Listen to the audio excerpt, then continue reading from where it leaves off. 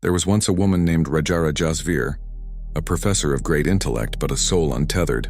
Though she wore the robes of learning and walked among the wise, she felt like a stranger in the world, a guest in her own body, unseen by the living, untouched by love. Her heart had long whispered to the shadows, and she listened. What is the point? Why remain? Come, death. I am ready. Over years, she sang these silent prayers to the void until death itself began to listen. One day, Rajara Jasveer fell grievously ill. Her body, once sharp and sure, grew weak. The doctors spoke in heavy tones. A tumor, they said, deeply rooted, consuming her. It was then, facing the edge of the known, that she began a deeper journey, one not of medicine but of mystery. In the half-light between sleep and waking, a shaman appeared.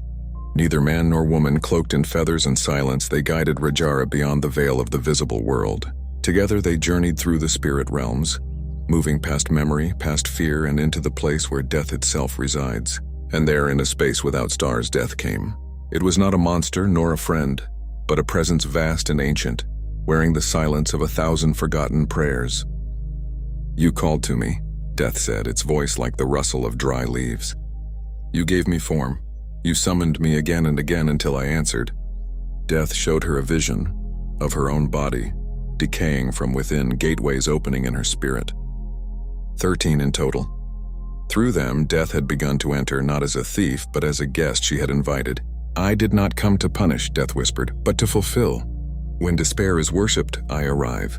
When the will collapses, I am born in flesh.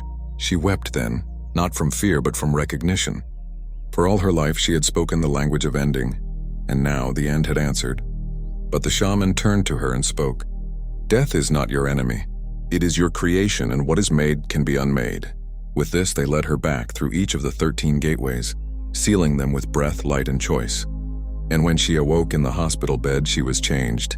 The illness did not vanish in a moment, but something deeper had shifted. She no longer called to death. She no longer feared it.